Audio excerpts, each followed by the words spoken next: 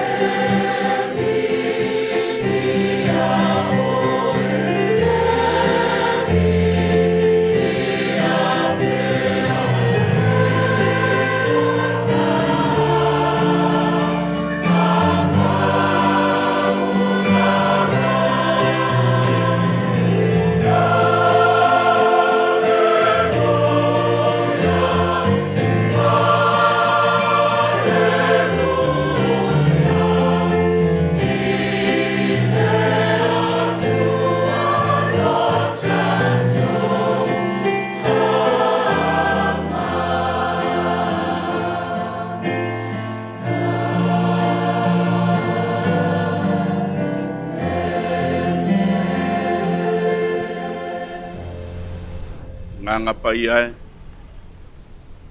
Le nganga lava e anga tonu ai le nei Sauniga ma le nei Whiau. Matu vala au ma le whalo alo fio mai ai ate i matu. Whamatala loto le winga moni o lo fina ngalo mo lau whanau. Ia vi ia lava oe so se mea matu te whai. Suafau Yesu ke riso le li ilo matu whaola. Ua matu uole lava ma matu te talo tua. Amen. Valus koluma le fale vi ingo le tu.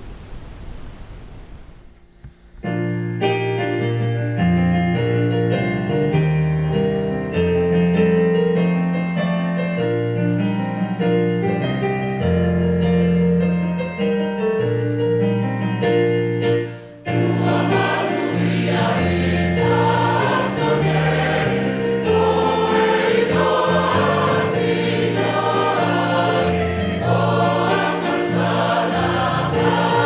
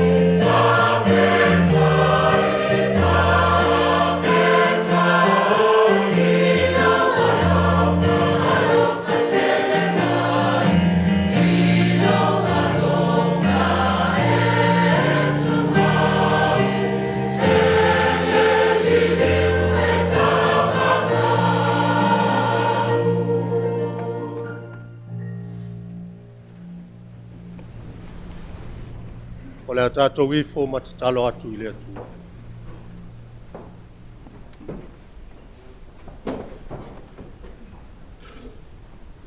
Le atua pa iae lo mātou tamā whāwawau. Le atua pu le au. Le atua mamalu ma le siri ese. Wā oe lava o le tufunga ma le mata I sau o le whawhanga. O le atua oe o lanu mangangana. O le atua oe o nuu mamalo. O le alii oe o ainga. O le atua oe o le Ekalesia. O oe poi o le atua I mātou uma taito tasi. O le atua o le na osi whengainga malou nuu filifilia o Israelu. Aena I oe poi aitua a mo mātou mātua.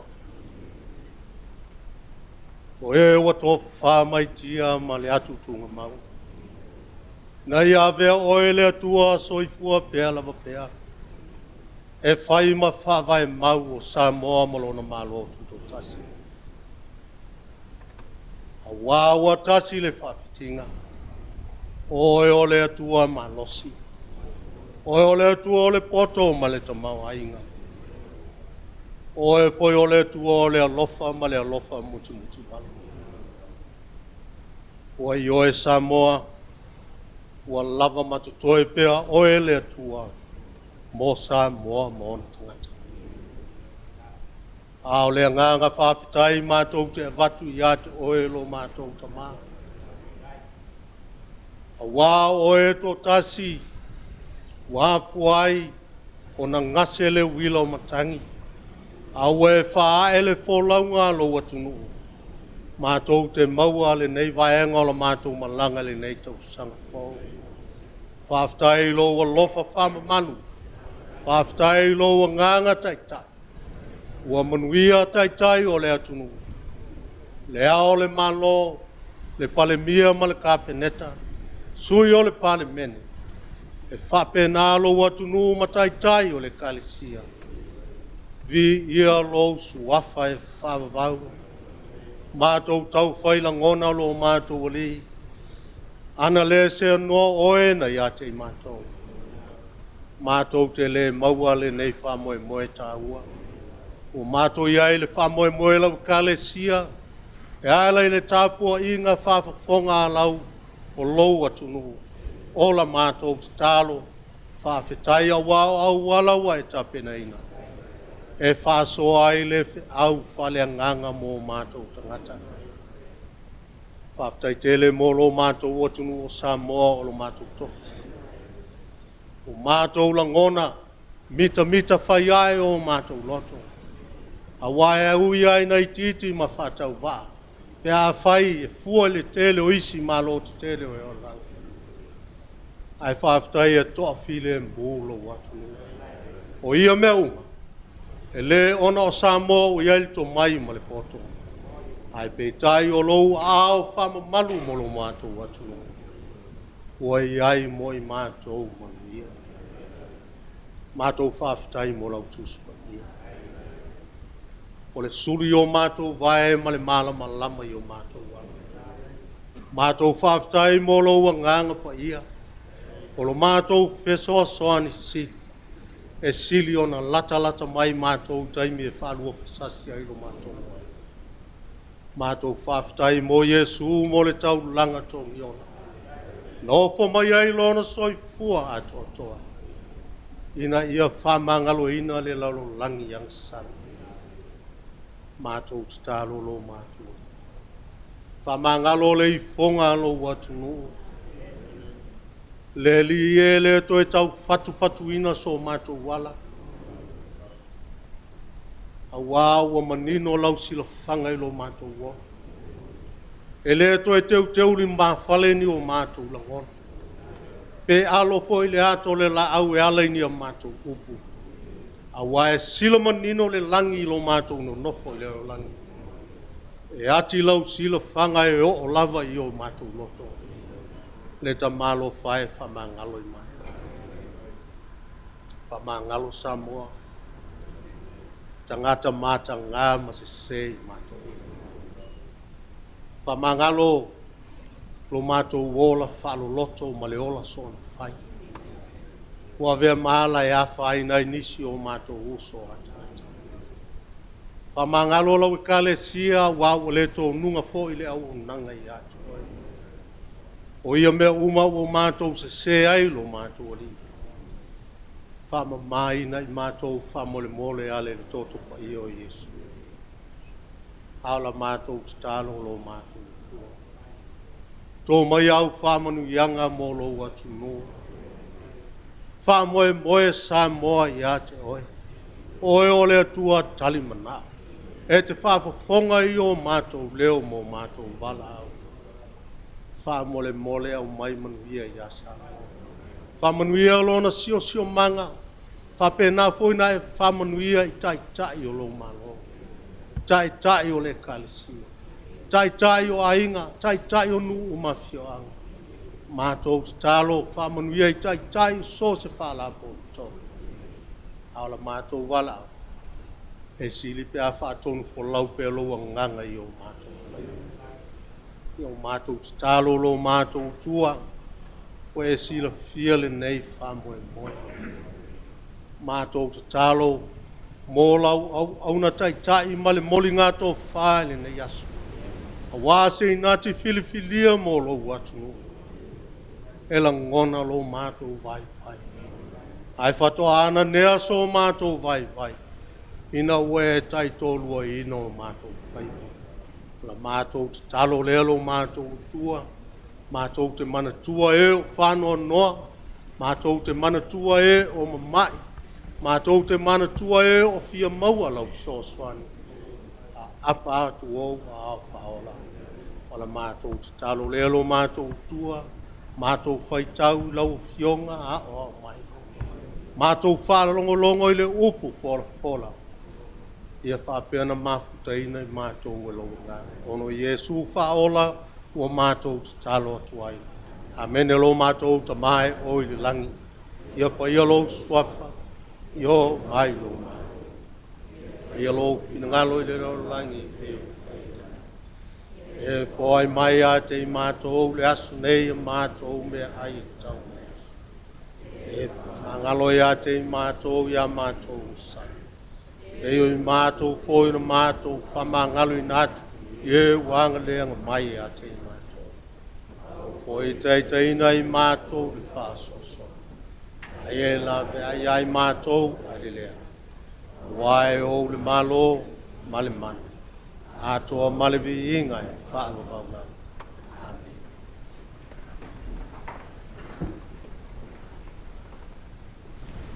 Lua se lau valus fulmaltasi pese tātou titoe pese ai. E ta malo whae wa vi ia lau lilei. A wawa e fwa i mai le tusi sali nei. Lua se lau valus fulmaltasi vi inga o lenta.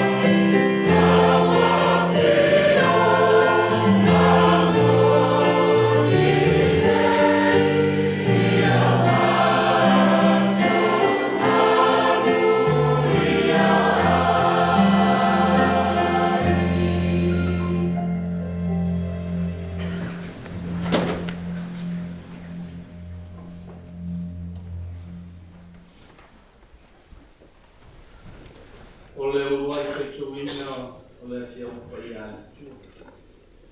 Tusi mai e fia nei wai. Pero feta o iueri i lona matanga kua iu. E a mata upu whaitau mai kua upu e spumani. Tāwhi mai ni kua upu e lua spumani. Iueri i lona matanga kua iu. Kua upu e se spumani lua e o i lua se spumani. Sila i Lotu kua iu. Ale a o whaitawina la tātou e su. O a whionga pa ia o tātou tu. O le nei, ua whapea mai i o. I o tō toi whoi mai i a tāu ma o tō loto ato. Male ana pōngi, male whitangisi, male tangi a wei. I o tō saia o tō loto, ai le o tō ofu. Ma tō e fōi ia i owa lo o tō tū. A wai a lofa fua, ma lofa muti vale o ia. E tele nese e lona tō sa. O tele fōi lona lofa. E salamo ia ona o le lea. O ai se tasi ua inoa. Pe tō e fōi mai o ia. Ma salamo. Ma tuina mai i manuia pe a mai atu ia mea. O le tau langa lea i mea e ai. Ma le tau langa i le inu ia i owa lo o tōtu. I o tō ia le kū i sio. I o tō atofaina ni aso e ana pongi ai. I o tō tau ina se whaapoto toma. I o tō whaapoto poto ina le nuku. I o tō whaapoto toma. I o tō whaapoto ina tō ina. I a whia tamaiti. A toa mai e whesui. I a watu le whato a whai a wā ai lona. Ma le whato a nofu tane ai lona a whiawe. I a whitanisi a wosi tā langa. O au nā i oma. I le wā o le whakaolonga. Ma le whata whai tā langa. Ma i a lato whape antu i e wai. I e whaasawina lo mu. Awa fo e tutui na atu lo tofi i a whaaru maina. Ina rei whai ma whaatusa o luesi. Lato te whapea i siai. Oi whea lo tātou utua. Ona whanea o Iova ono lono. Nā te alofa muti vale i o tanata. E tali mai e oma. Ma whapea mai lona nuku. Pauta. O te fo i nantu i a o tōru saitu. Ma waina, ma suau, tō te maa o ngā. Te le toi tu nātu i a te o tō i a whaalu moina e no esi. Te whaatea mamao i a te o tō, o au mai le tū i Matu. O te tūria i a tō nuna mati ma le ngāo ngāo. E whasanga o a tō mata le sami. I sae, e ufo i o la tō tua i sami i tupitu. E alwa e fo i o la tō welo. E alwa e hoi malono saunga o wā o mea tele o i e whai. Tātou vi ia o te maa, tātou vi ia e su, vi ia le ngā sā e o whawa o le inga i. Yeah.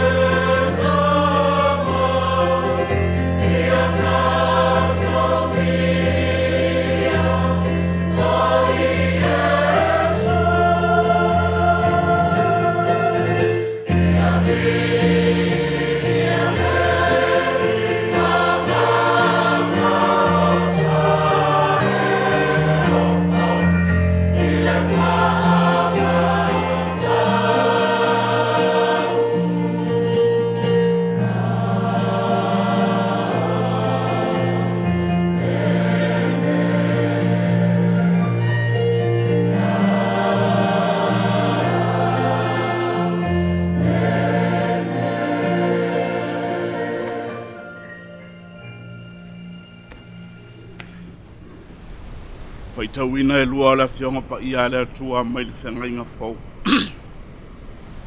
Tala le leia Yesu Keriso ntu sia e matai o ilona mata upo e ona. Sila sila mwhaafonga o te faitauina mai le fai upo mo mua.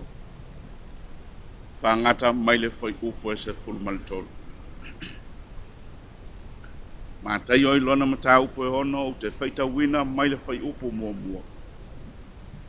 Whangata mai le fai upo e se fulmalitolo. Whaafonga ia fionga aleli. Ia autou.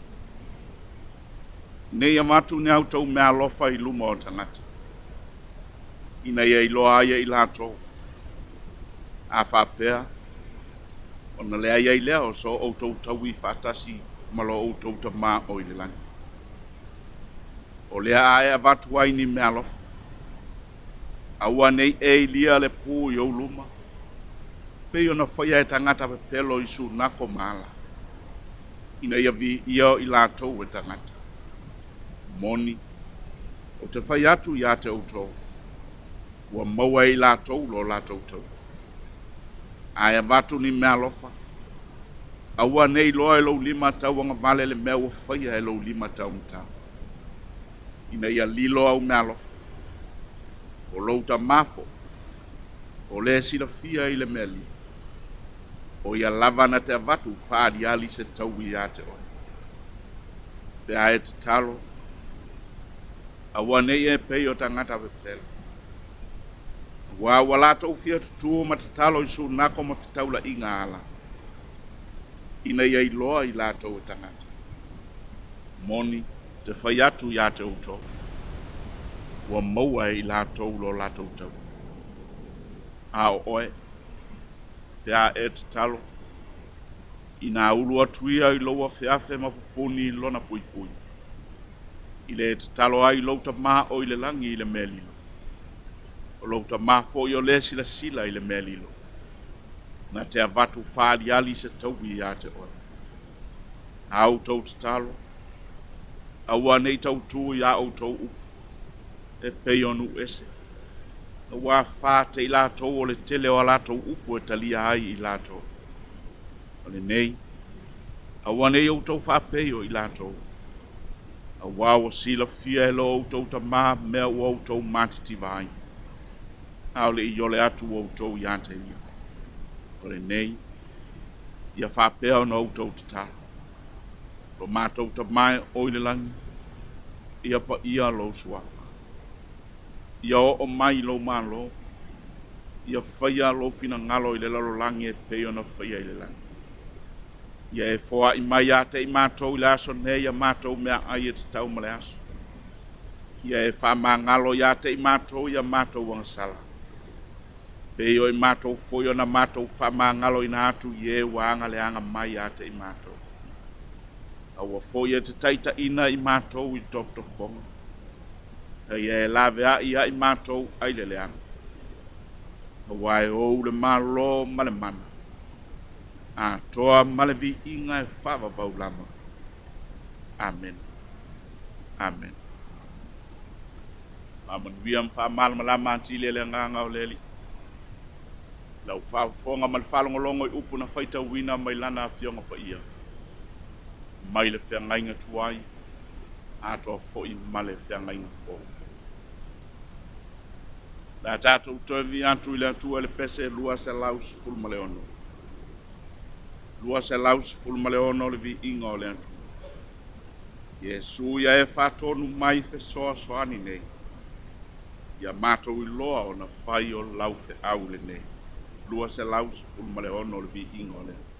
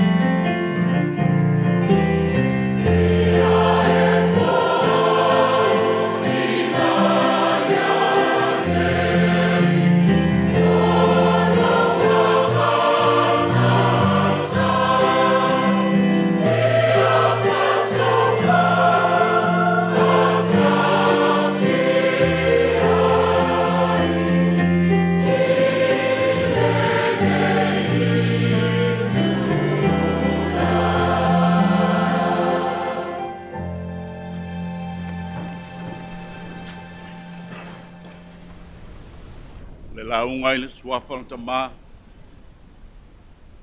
le alo, ma le anganga pa ia. E maua se upo e taitai nā i tā ua Samoa le nei lava pō le tusi lea na whaita wina mai le whengainga tuai. Tusi al perfetto i o elu e lona ma tā upo e lua.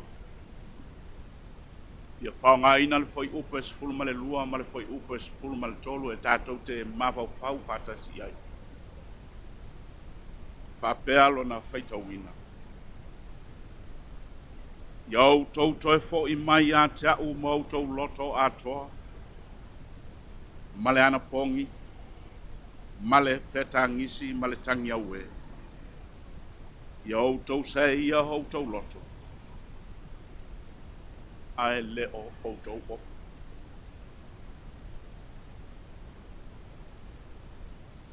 Iau tau toi fo i mai a te au mau tau loto atoa.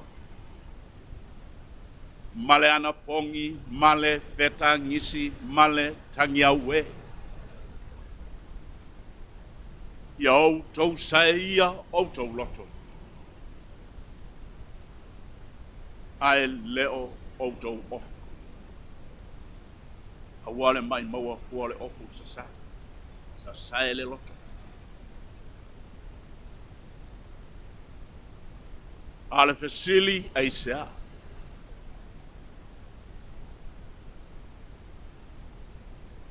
Sea se mea ua tupu i le nu.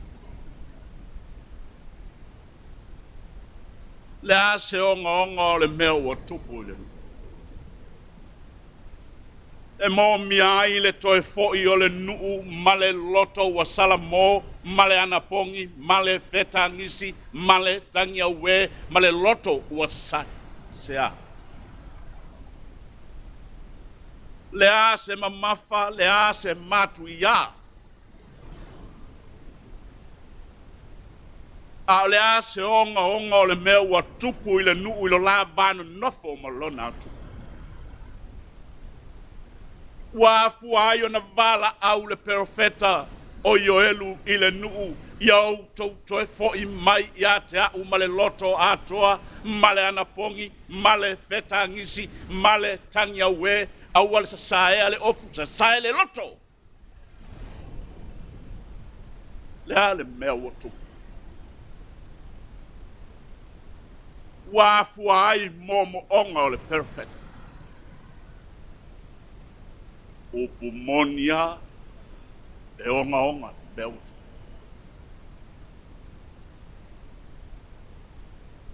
O le upumonia e matu iha le melt.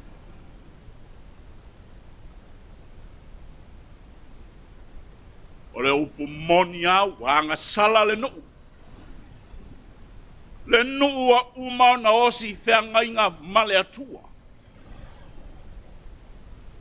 Le nuu a umau na tuu mawaenga male atua e whai i la tau mona nuu e whai le atua mo la tau atu.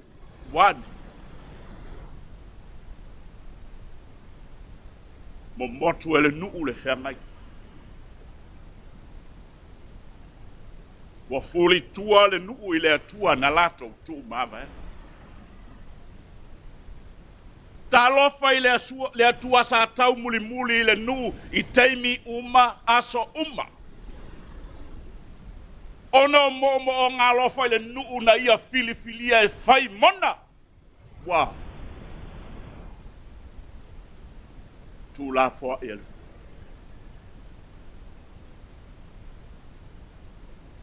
Wa fuli iai tua o le nu.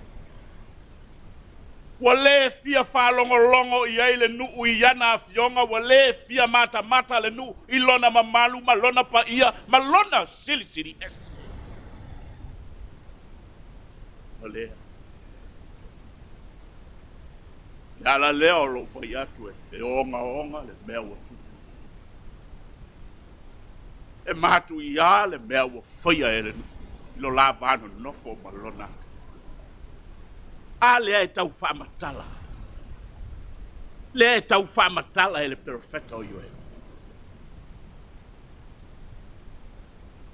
Le whaonga ina e le atua o iniseti o lana fofoanga e whai mana vaenga au se sasale no.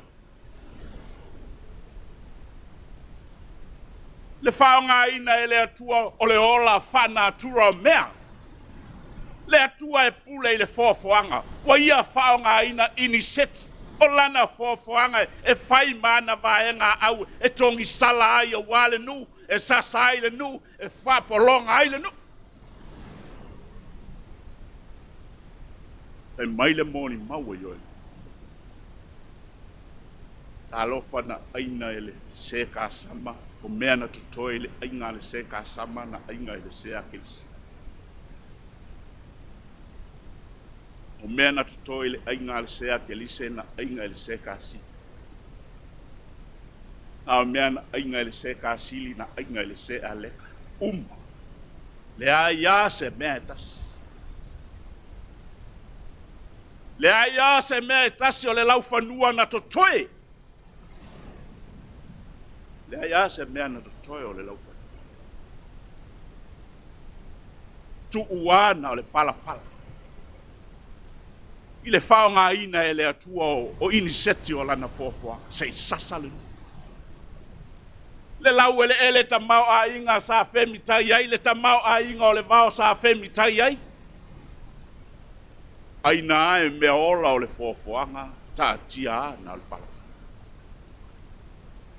Awa umane na e fai mai le perfetto yo. Iau tau I lia le puisione. Ia ta lili le pui lo maunga pa ia tete mumu I la tau o e no nofo ai a wa lata mai le aso o le ali. Le aso po uli ma le pongi sa. Le aso fa malu ma le pongi sa lapa. Yo tau fai atu foi le nu o tau luma o lo iai le afie fano ai o tau tua o lo iai le afie mumu uma. Le a ia se isti papa emu. Wa o mai le aso Yehova. Ta lo fai. Ta lo fai le. O ai se atu e te le aso Yehova. O ai se atu e seu maloina ia hola le nu. Oi. Le ase fofo le fafitau. Le ase fofo le mea ua tupu I le atua malona. Ma nino hawa ua fola I le perfecta. Ua oo I le aso ia. O le aso pongi sa ma le pouli uri o le aso fa malu ma le pongi sa lava. No winga e le whaingofi.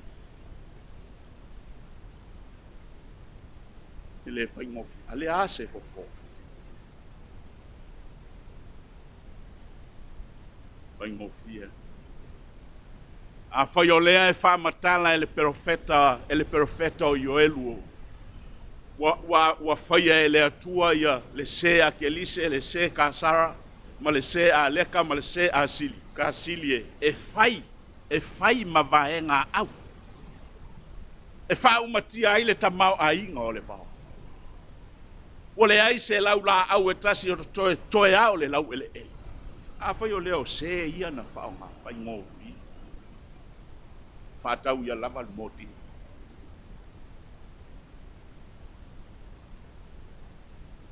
Whatau ia lava le sprayer ia le pe. Ai a fai voi o le tala noa le perfeta fai mai ta ua tuia I le nuu o yo lato luma le afi e whano ai o yo lato tua foi le afi e mumu pea. Le a se fofo. O iai le fofo e whana I pe uma se Ekalesia, ma se kasala, ma se aleka. A le a se fofo le afi ua whesanga I malenu. Ngofi e. Bili le 911. Ta vale fui mua sa we fui le Sau e fui le afi. Usoe na o ta'u. E uma spray ale lalo lange. Ele uma me ana tapena ele atu. E uma loli fui mua le lalo langi mawai ale lalo langi ele mate le afi wa uma na tapena ele atu. Ele mate. Ae fai mai lava le profeta o yo ele. Dasia. Ele ni spray. Ele le loli fui mua. Ae fai mai lava le moni mau ale profeta o yo ele. Foi le pauan. Ele aia se isi me se ua le toa sao le atu. Ele aia se isi me se umalomo le nuo le atu. Pauale. Foi ile atua malau loto atoa male anapongi male fetangisi male tanya we sa saile loto. Sa saile loto. Na uman. For fall now le fafita. Le vaila au le now le ngasa le. O fea e te anga iai o le mea e tasi le anga o le aso le atu. Pe te sola i maunga o le mea e tasi le anga o le taimia o le atu. Ai paua lea o le mea fina ngalo hai le atu. Yo to e fo i mai a te au male loto a toa, male angapongi, male fetangisi, male tangia we. Yo to sa ia o to loto. Ai leo to mo Yo to e fo i mai ate. Vala au mo tangata E leo se vala au o whapitoa i se totas. A le vala au mo tangata poto, pe valea, vai, pe malosi, mawalunga, pe mawalalo, matua, pe legit. O le vala au mo tangata Le fu ye vala awai le perfetta o yoel. Ili ia le pu e fa poto le nuu fa poto fa tasi matoe ina atoa matamaiti atoa mae wa fesu sui. Fa poto. Ya luifo foi le fato a faya va nailo na potu o le fato a no fotane ya luifo nailo na afiafe atoa maosi taulanga le atua ia fetangisi o tau. Ia fetangisi. O le vala au mo tangata O le o se vala au nani tangata ala utele. Ai atoa foi male au fai ngā luenga le atua e la vea ai le vala au lea. Ina ia oma le loto wa salamo. Pawalea o le baila. Pawalea o le. Ai mama ai le fai ngole le vala au. Ia au tauto e foi mai ate. No winga te lele aba. Na ia ile aba no te le amo o e ma mai tato. Na ia ile aba no amole no ole atu. Ele titi le aba no amole no ole atu. E uia o se nuua wa pa wai le o ese so o te teva so wa mi o ai le o ese so o male atu. Ai fai mai lava le vala a.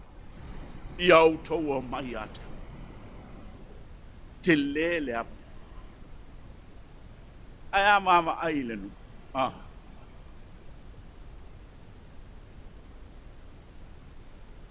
Le nu no ese male atua o no le tamau ai. teimina tamau a inga ai le lau ele o le nuu wa lau si usi mea toto uma wa lanu lau ava atu maunga o le nuu. Wa tele le mati, tele le vine, tele le rimboni, tele le olive. Wa tumu ona fale saito wa tau masua sua na tuunga waina. Tele povi, tele mamoe. Ao le tamau a inga le na. Ao le fau masoroi le na. Na lei loa ai le nuu lo lato otu. Wa vea le tamau a inga e fai maanga sala i le nuu. Wa vea le tele o le tamau a inga e fai ma mea e fuli tua ai i le atua. Whātau e le tamau a inga le ami o tonu.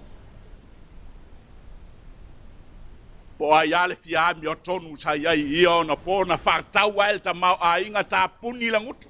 Fai le mea se. Ai tuu le ami o tonu mo le nuu. Mea ia o Lotu. Wa whao ngai le nuu le tamau a inga e fai ai anga sala mole. Malato ufuli tua ai mai le atu. Wa whaali ali ai lo lato le lei, ma whaali ali ai lo lato matang o fie, wa whaali ali ai lo lato malosi, a toa ma lo lato popoto. Ai ngalo le atua e ana le tamau ai. Ai ngalo le atua na ia whalanu lau awa mea. Ai ngalo le atua na ia whatutupu ma whaola ma whafua mai. Ngalo le atua. Mea voi lea lai tupu le whenga inga fō. Ai wama iei le nuu o le atua le teimi lea. Whafōlinga mea. Nao mea whafōlinga mea uma. E samvali vai a ngai Jerusalema le malu o le atua a mata lai ese le mea lai ai, lai eva ane ai. E nao vai a lai samvali a ngai Jerusalema le teimi e whai ai le taulanga a ese le mea lo iai mata o nao lo iai malona loto. Ngā lai iai ma le loto. Lai teu le mea lo iai le tamau a inga le loto. O ta alo ai le tamau a inga. Fai nei le anga sala pe muri lua nei ma faita anga nei e fai mai le a faina ta e ao tato uoi le osi taulanga ave le tamai povi fai se taulanga e mangalo oi pauta ile mea na tupu ile fa tau le tamau a inga fa ngā le tamau a inga e fai ai le anga le ala leo le vala au o le perfecta. Yo to wo mai ata. Te le avano. E uia o se nuu na fuli tua i le atua. E uia o se nuu fai na elo so i le atua. E na lo i fo a le atua. Puno i fo le atua. Pese Ekalesia Metotisi e whapea. O le mea fau le nei. O le atua ua liu tangata.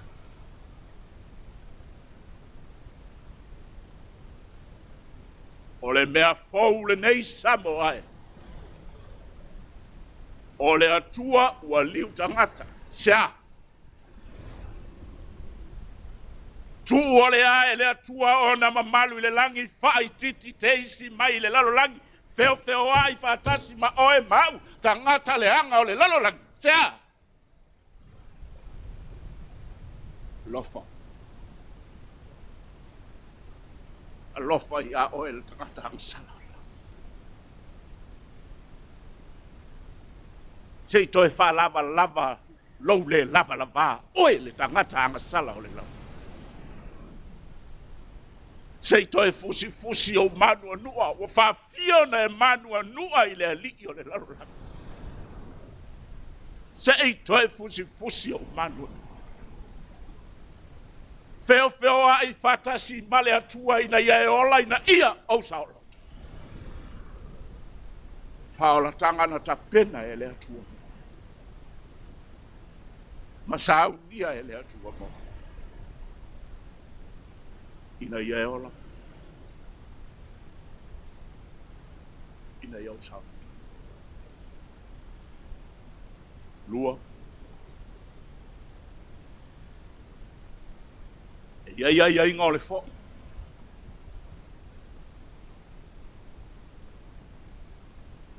Ia inga o lau fo i le atu. E mai sau malou loto atoa. Sau malou loto atoa. Fai le angapongi male feta ngisi male tangia we sa sae lou loto. Sae le loto. O ai inga na o la tā ho i le atu. O ai inga na. O lona winga i le fai ai le mea le fai le whenga inga fau e le autu si upu ma le au farsai. E popoto e tope e lau ngutu i lea teimi ma lea teimi ese a mea e tope ai ngutu ese mea e fai e limi. E le fape nā le fina ngalo o le atu. Mo so se tangata e fia foi i ate ia. Foi ma le loto ato. Ma le ana pongi. Ma le feta ngisi. Ma le tangi aue. Ma le loto was a sign. E vama ai le perfetta o Yoelu inicio tu maanga fa Israel. So stangata e fa no manu ona niona se maniona lea. E mai le moni maue e savali e le fa se va ea. E le aini se vai. E sa sae le ofu. Sa sae lona ofu o umana ta pena e fai le ofu le fulu kamela. O le fulu oti. E nofo i le lefu. E asu le lefu i lona ulu. E po matu i tui lona fatafata. Maona lima e tui luma. Surrender. Maona lima tui luma. Mea lea le finangalo ai le atu. A fai e te toi foi i le atua fai le mea lea. O le tuva ai ale nao o le salamo o loulot. O fai longa na i lo ai lo loto o salamo mon. Asa sae le ofu. Tia i wale toi a ngā fai le ofu. Mea le fina ngalo ai le atu. Fai se loto fau. Ta pena se loto fau. Fai se loto fau mo oe mau. Mai tātou uma. Nono winga. E le lava le sorry mo le antu.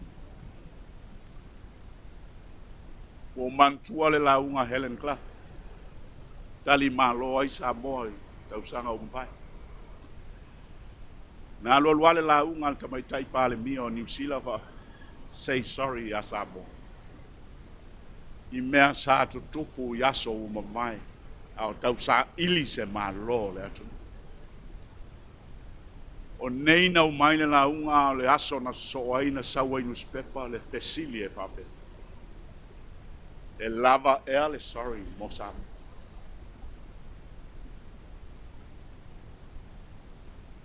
Wa lava ea na le sorry mosam.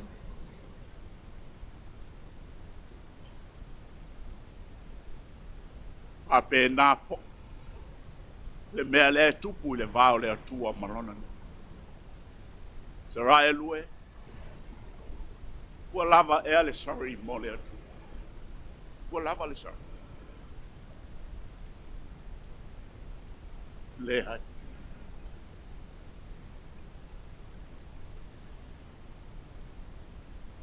le ai whamore. E le lava le sorry mo le atua. A fai e le lava le sorry mo oe Samoa e sili na le lava le sorry mo le atua. Le sorry wa nao se mea o nao se mea e tope la umutu e pi fa moe tu iai ma lau mata tu iai ma le fongi o isu e tau fa ma mafa atili ele sorry le tau fa ta ua atili ele sorry le fongi tingana le fia fongi le isu e te au fongi a tuel te mina ma emo solo tuel lau mata o na le tau fa ma mafa ina le sorry a ele ma fai ele sorry na fa matala le tu a inga sala mo le fina ngalo ai le tua mo oi le mfai ele ma fai ele sorry le na ona fa matala le tu a inga sala mo le fina ngalo ai le tua mo oi le mfai wa fai ele sorry tu ye la ngutu mala mata mala isu me na fai mai toi ina pe afe o te yaso ye salamo isu, salamo ngutu, salamo mata. Ele mo mia ele atua le salamo isu. Samoa ele mo mia ele atua le salamo isu. Ma le salamo mata, ma le salamo ngutu. Mea na la e fai ele au farisaio ma le au tusiupu whangai na fau. E fa salamo e fesui ai o lato folinga. Ina ia lofangia i latou e tangata mama na ia e tangata ma faalo alo ia i tangata manonofo i mea le leo sunak. Mea lai fai ele au tusi upu ma leo person. Fai mai le vala awa yoel Samoa e lea. Lea i e leo. Foi i lea tua ma lau loto ato. Foi ile atua male ana pongi male feta ngisi male tangia we male loto wa fau fa fau le loto wa nei kae mai lua pa wa leo le me fina ngaro ai le o lo loto ya salamo o lo loto ya salamo le vala au mo tangata uma le lei pea uma ona whātonu ta maite o le lotu Samoa e, mana ia pea uma na whātonu nei ta maite o le lotu o atu ai maurua mantua.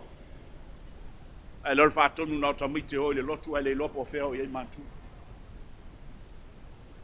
Aso ia ia fiafi sa mana ia e malu i wholo le a fiafi hili upe tā longo a fio anga taitasi. O le vala au mo tangata uma e whawhale usu le pese fai se tatalo e vi ia le atu. Vi ia le atu. Amu ia se a fio anga o usu pea, o ili pea se pū le a fiafi. Amu ia se nu o tā pea se longo le a fiafi vala au mo tangata, le vala au mo tangata u. Mea nā lai fina ngaloa i le atu. Whaftai mo le soifuati na e wale atu nu whaftai. Ia monia tala o te le swinga o Samoa. Monia. Ai vai pele o iai mani swinga e whao ngā ai.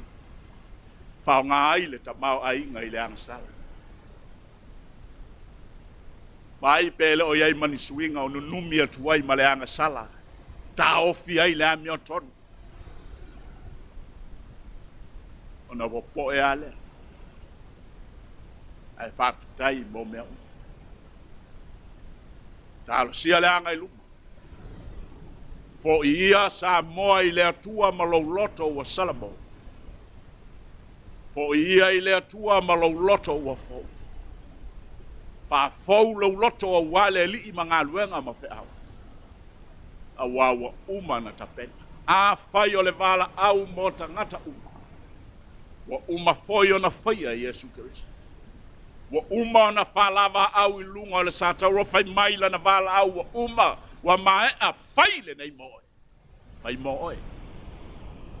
Te le au.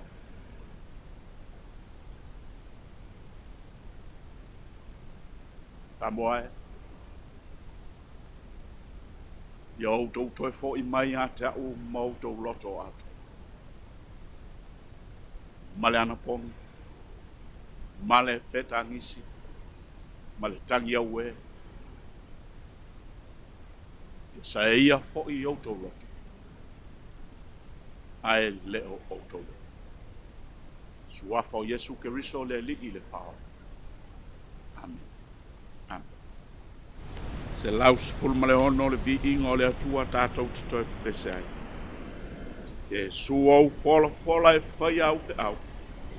E muli pēa i outu langa au. Ia tā wāwala lata au te malosi ai. Ia e fe soa soani lo nei vai vai.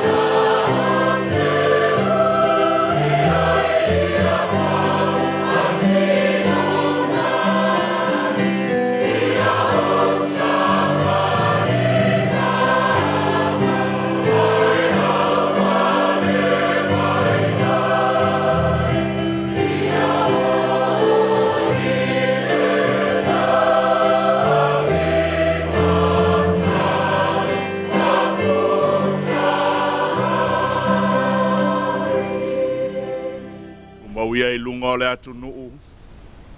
Male lalo langi a toa lo lava manuia. Oe o le atua le tamama le atua le alo. Mafuta malo nganga pa ia nei o i le fava vaulama. Amen. Amen.